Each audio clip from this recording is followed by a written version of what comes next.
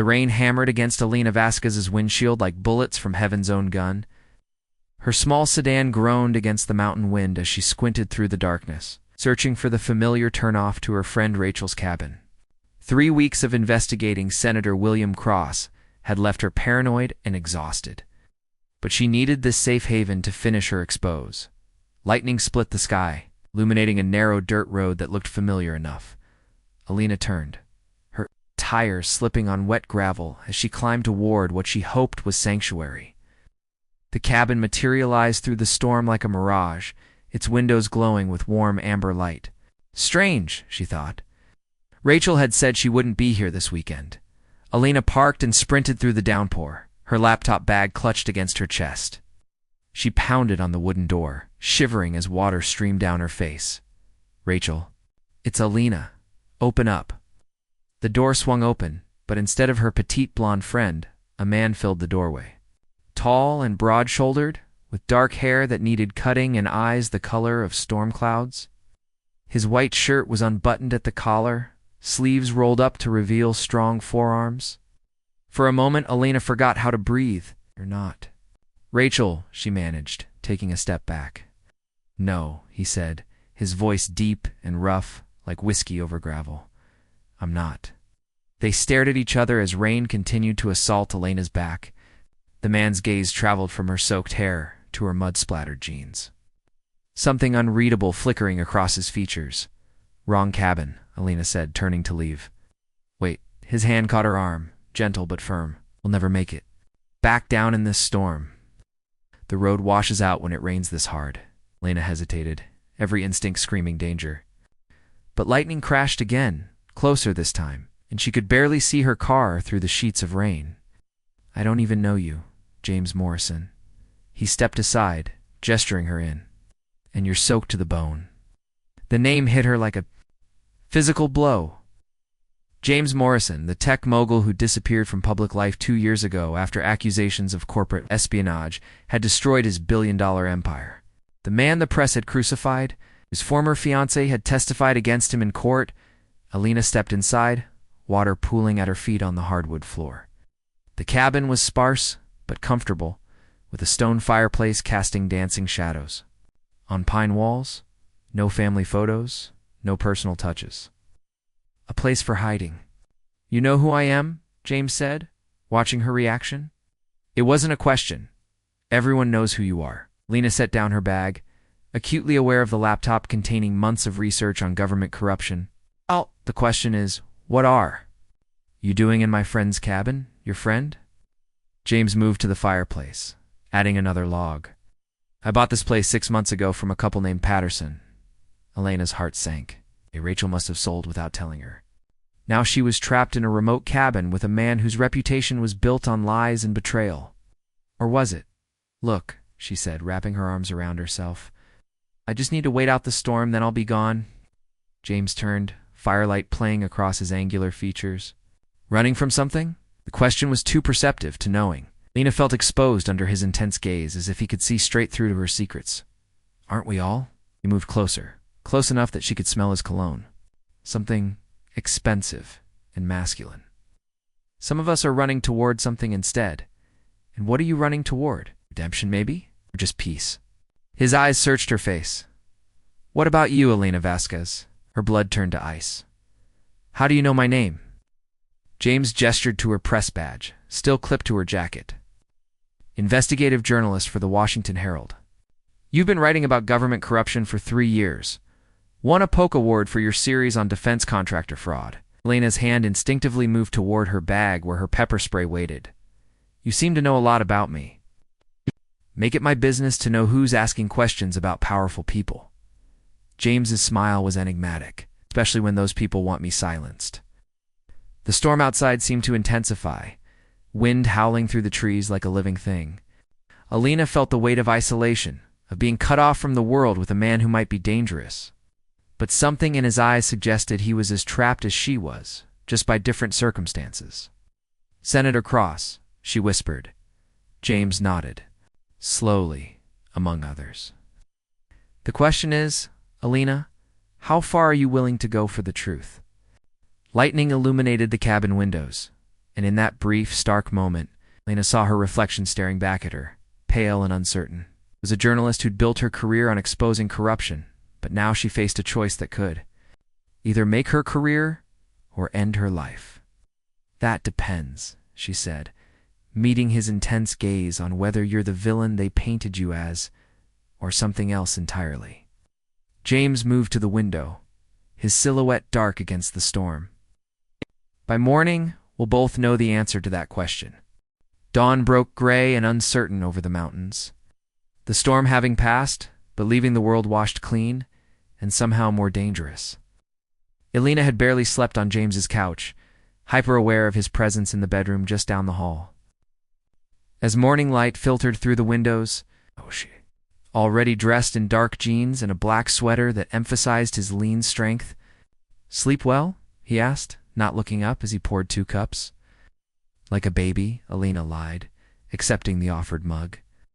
The coffee was perfect, strong and bitter, exactly what she needed. The road should be clear now, should be. James leaned against the counter, studying her over his cup. "Unless you'd rather stay and hear what I know about Senator Cross." Elena nearly choked on her coffee. "What, you're investigating him for the defense contract scandal? The one involving Meridian Industries and the overpriced weapons systems?" James's voice was matter-of-fact, but his eyes held a predatory gleam. "You're missing the biggest piece."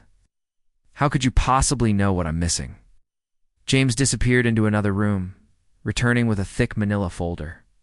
He set it on the kitchen table between them like a gauntlet thrown down. "Because I helped him hide it." Lena's hands trembled as she opened the folder. Inside were photographs, financial records, and what looked like correspondence between Senator Cross and foreign officials. Her journalist's instinct screamed that this was bigger than anything she'd imagined. "These payments?" she whispered, studying a bank record. "It's $20 million from a shell company in the Cayman Islands. Cross has been selling weapons technology to hostile nations for 5 years. James moved behind her, close enough that she could feel his warmth. Meridian Industries was just the front. The real money came from betraying state secrets. Elena's mind raced through the implications. If this was true, it wasn't just corruption, it was treason. "Why are you telling me this? And why should I believe you?" "Shh." James was quiet for a long moment. When he spoke, his voice carried a weight of old pain. "Because 2 years ago I discovered Cross's operation by accident, which I tried to expose him through. Proper channels went to the FBI, the Justice Department. Cross had people everywhere. Instead of investigating him, they came after me. The corporate espionage charges, fabricated evidence, bought testimony. My own fiancée testified against me because they threatened her family." James's jaw tightened. "Cross destroyed my life to protect his secrets. Now he thinks I'm neutered, hiding up here like a beaten dog." Elena studied his face, looking for signs of deception. Instead, she saw a man haunted by injustice, driven by the same need for truth that had always motivated her own work. "You've been planning this for 2 years, gathering evidence, documenting everything. But I needed someone with credibility to tell the story." His eyes met hers, intense and unwavering. "Someone Cross couldn't easily discredit." "That's me?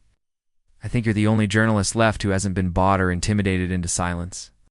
Elena felt the familiar thrill of a major story, the kind that could change everything. But with it came fear, cold and sharp. "If Cross destroyed you, what makes you think he won't destroy me too? 'Cause this time, we're going to move fast. And smart. Hit him from multiple angles before he knows what's happening." James moved closer, his presence both comforting and unsettling. But it means trusting each other completely. Elena looked down at the documents scattered across the table. Evidence of treason, of a conspiracy that reached into the highest levels of government. It's a story of a lifetime, if she was brave enough to pursue it. "There's something else," James said quietly. "Cross knows you're investigating him. He's had people watching you for weeks." The words sent ice through her veins. "How do you know?" "'Cause they followed you here last night. 3 men in a black SUV, about 2 hours behind you in the storm." James's expression was grim. "They're probably waiting at the bottom of the mountain right now." Lena's coffee cup slipped from her nerveless fingers, shattering on the floor. We have to call the police. Cross owns half the police in 3 states. You call anyone, we're dead. James knelt to clean up the broken ceramic, his movements efficient and controlled. But there's another way out. A back trail through the mountains. My motorcycle can handle it. Motorcycle. Elena's voice cracked. In those mountains? James stood, fixing her with a look that was both gentle and determined. Trust me, Elena. I've been preparing for this moment for 2 years. I know every trail, every safe house between here and Washington, but we have to leave now. Elena looked around the cabin that had seemed like sanctuary just hours ago. Now, feeling more like a trap, through the windows, she could see the peaceful mountain morning, deceptive in its beauty. Somewhere out there, men with guns were hunting her because she'd asked the wrong questions. If we do this, she said, meeting James's gaze, there's no going back. Cross will throw everything he has at us. I know. James reached out, his fingers brushing hers in a touch that sent unexpected warmth up her arm. But some fights are worth having, no matter the cost. Elena felt something shift between them in that moment, a connection that went beyond shared danger or common purpose. Here was a man who'd lost everything for the sake of truth, who'd spent 2 years in exile, planning his revenge. A man whose touch made her heart race despite every logical reason to be afraid. All right, she said, her voice steadier than she felt. Let's go expose a traitor. James smiled then, the first genuine smile she'd seen from him, transforming his austere features into something almost boyish. Pack light. We've got a long road ahead of us, and it's going to be dangerous as hell. As Elena gathered her things, she felt the familiar mixture of terror and exhilaration that came with chasing a story that could change the world. But underneath it all was something new, something that had nothing to do with journalism and everything to do with the mysterious man who just turned her life upside down. The motorcycle roared to life behind the cabin as Elena strapped on the spare helmet James handed her. Her heart hammered against her ribs as she climbed onto the bike behind him, her arms wrapping around his waist. Through his leather jacket, she could feel the steady rhythm of his breathing. It's deceptively calm for a man about to flee into the wilderness with killers on his trail. Hold tight, James called over the engine noise. This is going to get rough. They shot forward onto a narrow trail Elena hadn't even noticed the night before, barely wide enough for the bike. Pine branches whipped past her helmet as James navigated the treacherous path with practiced skill. Behind them, she could hear the distant sound of car engines grinding up the main road toward the cabin.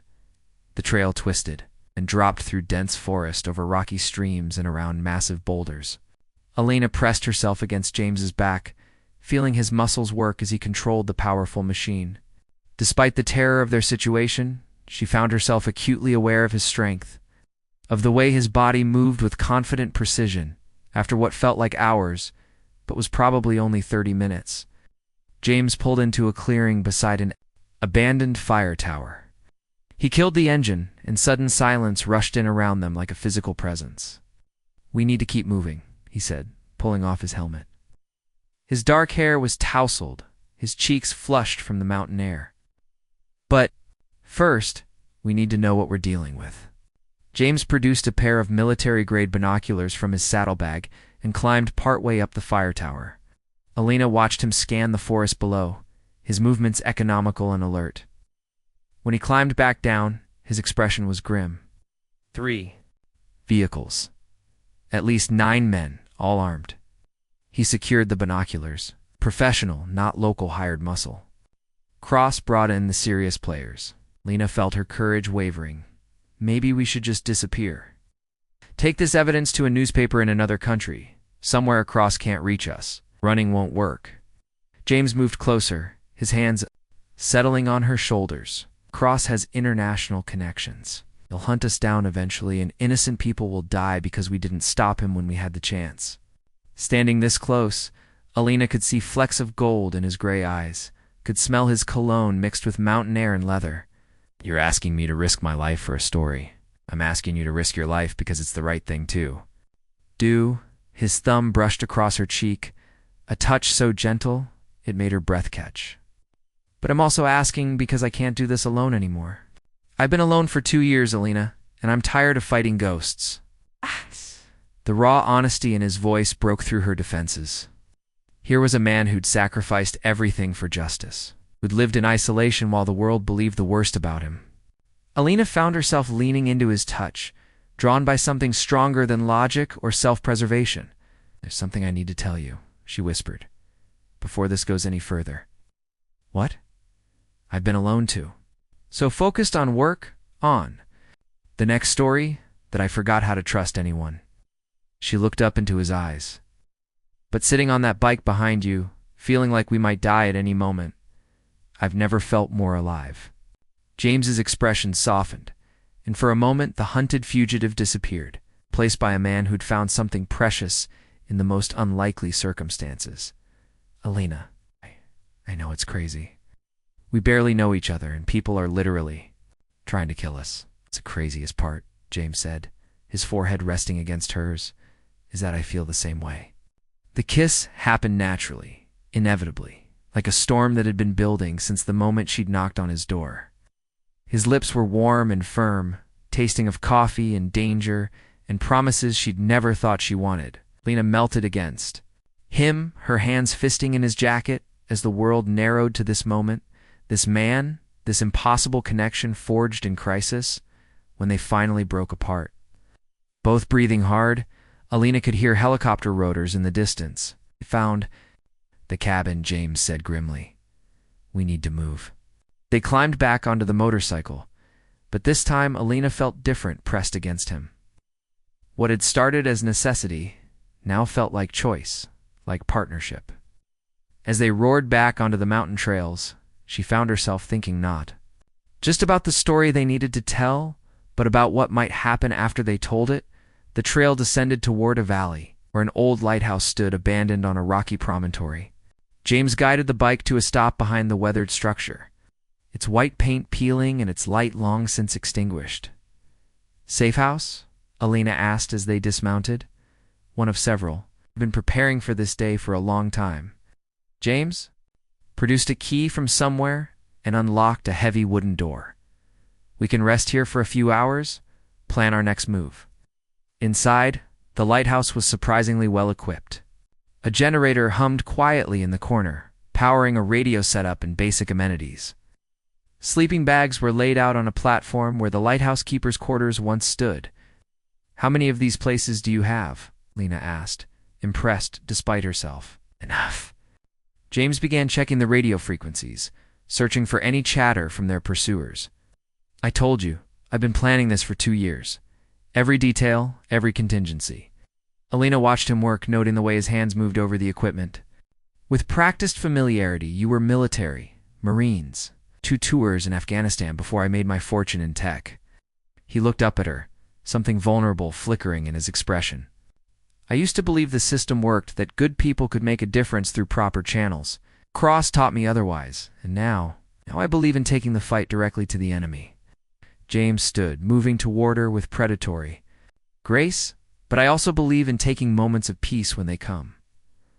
Alina felt her pulse quicken as he approached. Outside, wind howled around the lighthouse, and somewhere in the forest, armed men searched for them. But here, in this circle of lamplight, the world had contracted to just the 2 of them. "James," she whispered, as his hands framed her face. "Tell me to stop," he said softly, "and I will." Instead of answering with words, Alina rose on her toes and kissed him again, deeper this time, with all the desperation and need that had been building since dawn. His response was immediate and overwhelming, his arms crushing her against him as if he could merge their bodies through sheer force of will. They made love on the narrow platform as storm winds battered the lighthouse around them, 2 people stealing intimacy from the jaws of danger. Alina had never experienced anything like it. The way James touched her with reverent intensity, as if she were something precious and fragile he'd been entrusted to protect.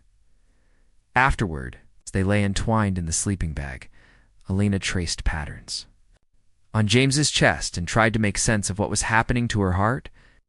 "Whatever comes next," she murmured against his skin. "I'm glad I knocked on your door."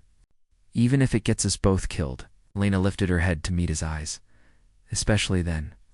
I'd rather die fighting for the truth with you than live safely with lies. James's smile was soft and achingly tender. In that case, Alina Vasquez, let's go change the world. The safe house in downtown Portland looked like any other apartment building, unremarkable brick facade blending into the urban landscape. But Alina knew that James had chosen it for strategic reasons. Multiple exits, clear sight lines, and proximity to the television station where they planned to make their final stand against Senator Cross. It had been 3 days since they'd fled the lighthouse, moving from safe house to safe house while James's network of allies helped them stay one step ahead of their pursuers. 3 days of constant danger of looking over their shoulders and jumping at every unexpected sound. 3 days of falling deeper in love with a man who lived in the shadows of his former life. Alina stood at the apartment window, watching the street below as evening shadows lengthened. Behind her, James worked at his laptop, coordinating with Detective Maria Santos, Elena's former colleague, who'd agreed to help despite the risks to her own career. Santos will meet us at the station tomorrow morning, James said, closing the laptop. She's bringing FBI agent David Chen, someone she trusts completely. They'll provide protection while you do the broadcast. Alina turned from the window, studying the man who'd become everything to her in such an impossibly short time. Lines of strain etched around his eyes from days of constant vigilance. But there was something else there, too. Hey. Peace she hadn't seen before? You're different tonight, she observed. James stood, moving toward her with that fluid grace she'd come to love. How so?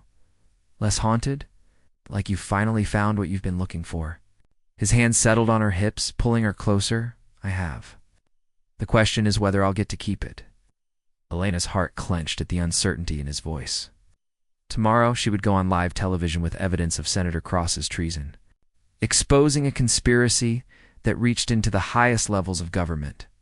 If they succeeded, Cross would be destroyed.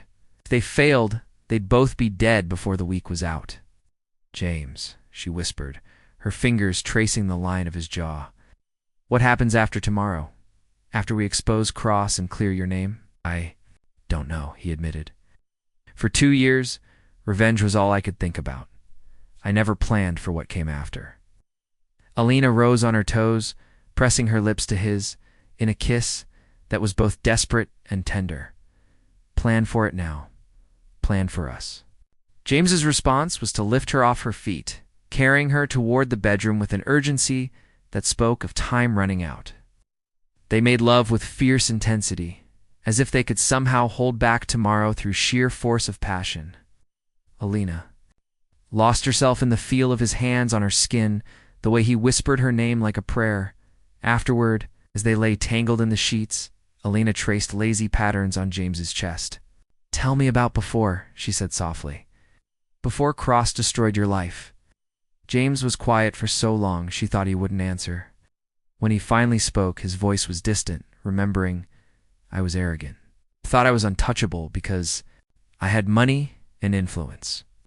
My company was developing new encryption technology for the military, and I genuinely believed I was serving my country. You were. Cross perverted that service for his own ends. Maybe, but I was also naive. I trusted the wrong people, believed that good intentions were enough.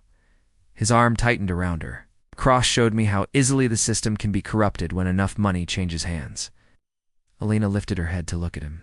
Is that why? You disappeared? Instead of fighting the charges publicly? I tried fighting at first, hired the best lawyers, held press conferences, proclaimed my innocence to anyone who would listen. No. James's laugh was bitter. Cross's people were thorough. Every witness I might have called was either bought or intimidated. My fiancé's testimony was the final nail in the coffin. Do you still love her? The question slipped out before Alina could stop it, born of insecurity she hadn't known she possessed. James turned to face her fully, his gray eyes serious. I thought I did once, but what I felt for her was nothing compared to this. His thumb traced her lower lip. You have to understand, Alina, I've never felt anything like what I feel for you. It terrifies me and exhilarates me in equal measure. Even though we've only known each other for 5 days, especially because of that. In 5 days, you've seen me at my worst and still chosen to stay. You've risked everything to help me expose the truth, even though you could have walked away at any time. Alina considered this, thinking about the choices that had brought her to this moment. I couldn't walk away. Not from the story, and not from you. Why? Because you're worth fighting for. Because what we have is worth fighting for. She kissed him softly. Because I love you, James Morrison. Against all logic and common sense. I love you completely. James's eyes closed, as if her words caused him physical pain. When he opened them again, they were bright with unshed tears. I love you too, more than I ever thought possible, more than I deserve. You deserve everything, Elena said fiercely. You deserve justice and redemption and a future free from the shadows. And if tomorrow doesn't go as planned, if Cross wins, Elena cupped his face in her hands, forcing him to meet her gaze. Then we'll face whatever comes together. But James, we're going to win. We have the truth on our side, and that has to count. For something, James pulled her closer, burying his face in her hair. I want to believe that. Then believe it. Believe in us.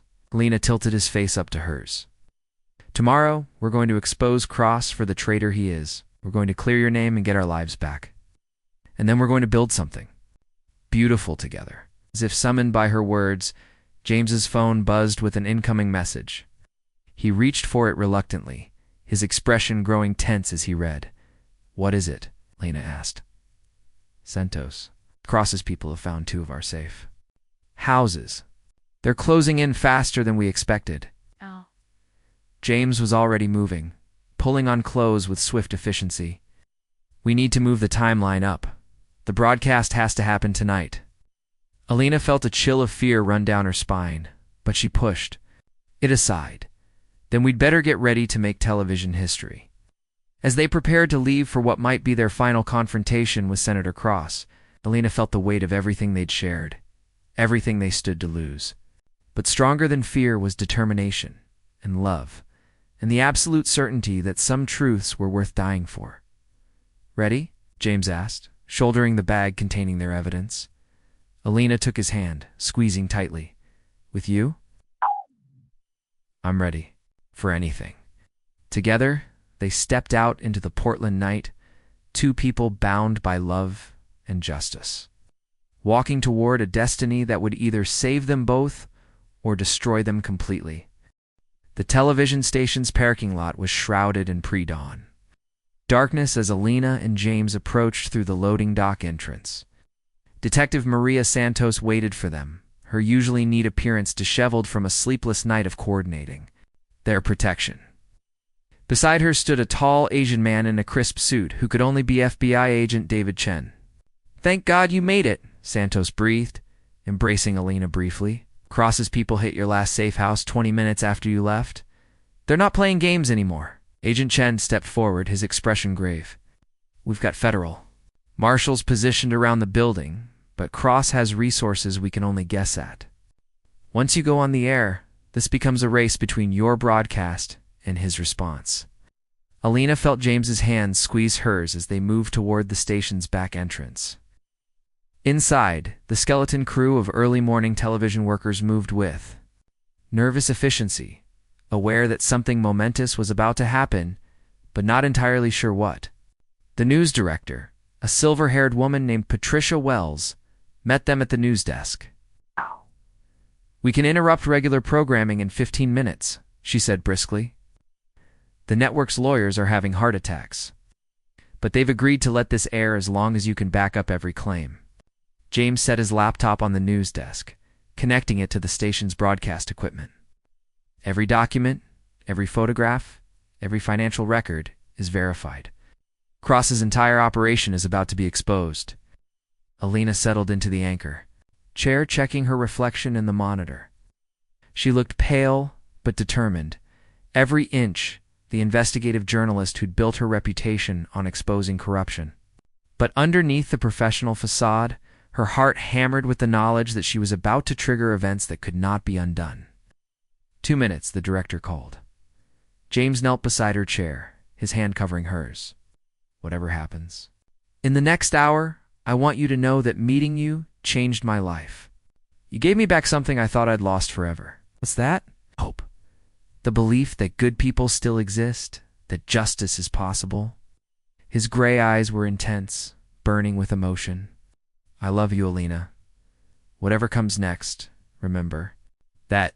Before Alina could respond, the director's voice cut through the studio. We're live in 5, 4, 3. Alina looked directly into camera 1, her voice steady and clear as she began the broadcast that would change everything. Good morning. I'm Alina Vasquez with a special report on a conspiracy that reaches into the highest levels of our government. For the past week, I've been investigating evidence of treason committed by Senator William Cross. Evidence that proves he has been selling military secrets to hostile foreign nations. As Alina spoke, the station's technical crew displayed the documents James had gathered, photographs of Cross meeting with foreign agents, financial records showing millions in illegal payments, correspondence detailing specific weapons technology, transfers. The evidence was overwhelming, damning, undeniable. These documents, provided by former tech executive James Morrison, showed that Senator Cross orchestrated a systematic betrayal of American national security. Using defense contracts as cover for espionage activities spanning 5 years, Alina glanced at the monitor showing viewer response. Social media was exploding with reaction, news outlets picking up the feed, hashtags trending within minutes. The story was spreading faster than Cross could contain it. 15 minutes into the broadcast, Agent Chen appeared at Alina's shoulder, his expression urgent. Cross is mobilizing everything he has. We're tracking at least 6 vehicles converging. On this location, how much longer do we need? Alina asked during a commercial break. 5 more minutes, James said, uploading the final batch of documents. Then every major news outlet in the world will have copies. The remainder of the broadcast became a race against time. Alina continued presenting evidence while armed men surrounded the building outside. She could see muzzle flashes through the windows as federal marshals engaged Cross's hired killers in the parking lot. Senator Cross's operation resulted in the deaths of American intelligence assets overseas. Alina continued, her voice never wavering despite the gunfire echoing. Outside, the technology he sold has been used to kill American soldiers in 3 different theaters of operation. With 30 seconds left in the broadcast, the studio lights flickered as something exploded near the building's transformer. Emergency lighting kicked in, casting everything in harsh red shadows, says Alina Vasquez reporting from Portland, Oregon, with evidence that Senator William Cross is a traitor to the United States of America. These documents have been transmitted to every major news organization worldwide, ensuring that the truth cannot be suppressed. As the broadcast ended, Alina felt James's arms around her, lifting her from the chair. Ow. Around them, federal agents shouted orders while station personnel dove for cover. But through it all, Alina felt a profound sense of completion. Ow, they had done it. The truth was out, spreading across the globe faster than Cross could stop it. The FBI has warrants being served on Cross's properties right now, Agent Chen shouted over the chaos. His bank accounts are frozen, his communications monitored. Whatever power he had, it's broken. Detective Santos appeared at Alina's side. There's a helicopter on the roof. Need to get you both out of here. As they ran toward the stairwell, Alina caught sight of a news monitor showing breaking coverage of her story. Senator Cross's face filled the screen as reporters besieged his Washington office. The man who had seemed untouchable just hours ago now looked like what he was, a cornered criminal with nowhere to run. On the helicopter, as Portland fell away beneath them, Alina finally allowed herself to breathe. James held her close, his face buried in her hair. It's over, she whispered. No, he said, lifting his head to meet her eyes. It's just beginning. 3 months later, Alina stood in the courthouse steps, watching Senator William Cross being led away in handcuffs, convicted on 17 counts of treason and conspiracy. James waited beside her, his name cleared, his reputation restored, but, more importantly, his future secure. So what now? Alina asked as they walked away from the courthouse. You could rebuild your company, return to your old life? James stopped, turning to face her with that smile she'd fallen in love with. My old life didn't have you in it. I'm thinking we build a new one together. Elena's heart soared as he dropped to one knee right there on the courthouse steps, producing a ring that caught the afternoon sunlight like a promise. Elena Vasquez, investigative journalist, woman who knocked on the wrong door and changed my life forever, will you marry me? She said yes. Elena reflected on how a simple mistake in a thunderstorm had led to the greatest story of her career and the deepest love of her life. Sometimes, she thought, as James slipped the ring onto her finger, the wrong door turns out to be exactly the right one after all. The crowd of reporters surrounding them erupted in applause, but Elena heard only James's laughter as he spun her around both of them, finally free to build the future they'd fought so hard to secure.